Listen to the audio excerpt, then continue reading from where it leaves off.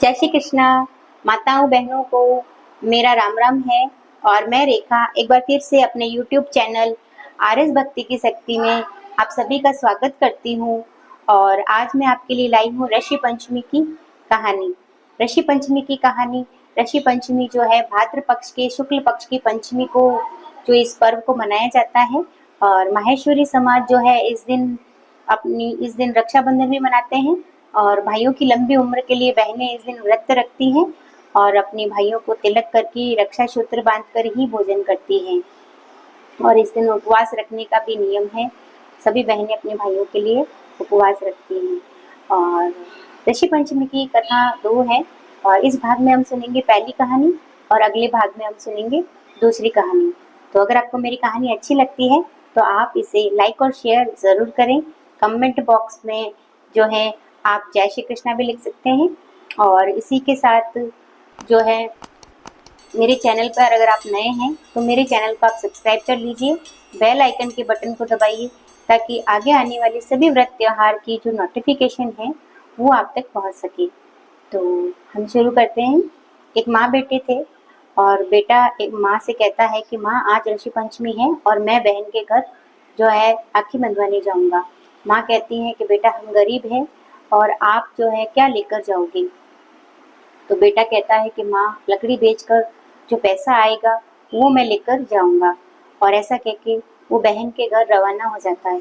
बहन के घर पहुंचकर वो देखता है कि बहन सूत काटने में व्यस्त है और इधर जो है बहन का सूत बार बार टूट रहा होता है तो वो उसे जोड़ने में व्यस्त हो जाती है। और भाई ये देखकर वहां से फिर से रवाना हो जाता है। इतने में ही बहन का सूत जुड़ जाता है और वो भागते भागते पीछे जाकर भाई को आवाज़ लगाती है और कहती है कि भैया मैं आपका जो है इंतज़ार कर रही थी और आप आओ।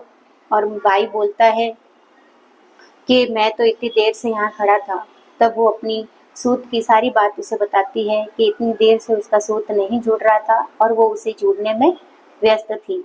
इतना कहकर वो पड़ोसन के घर जाती है और उससे कहती है कि मेरा भाई आया है और उनके लिए मैं क्या पकाऊं।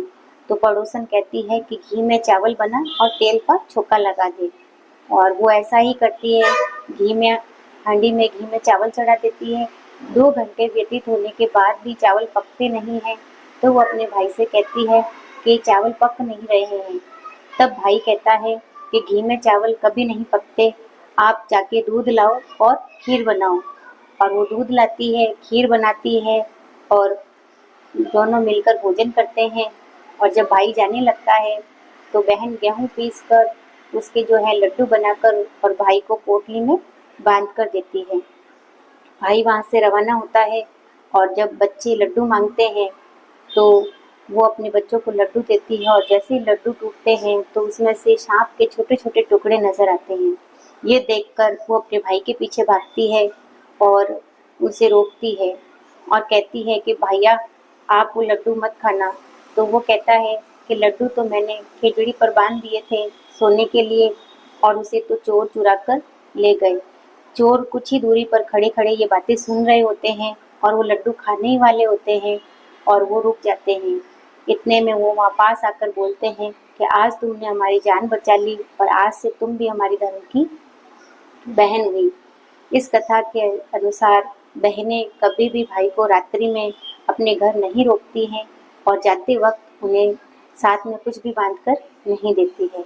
तो कथा यही संपूर्ण हुई। अगर आपको मेरी कथा अच्छी लगी हो तो आप इसे लाइक और शेयर ज़रूर करें और मेरे चैनल को सब्सक्राइब करके बेल आइकन के बटन को ज़रूर दबाएं। अगली कथा अगले वीडियो में आप देख सकते हैं। और इसी के साथ जय श्री कृष्ण।